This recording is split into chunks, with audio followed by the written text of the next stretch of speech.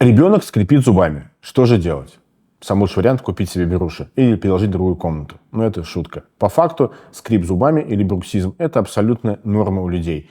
Это никак не связано с глистами, как раньше думали. Это просто эмоции либо мышечный спазм. Не обращайте на это внимания. У взрослых часто это требует специальные капы, чтобы зубы не стирались. А у детей делать ничего не нужно. Скрипит и скрипит себе. Но стоит обратить внимание. Может быть, он более эмоциональный и нужно сделать более спокойную обстановку дома.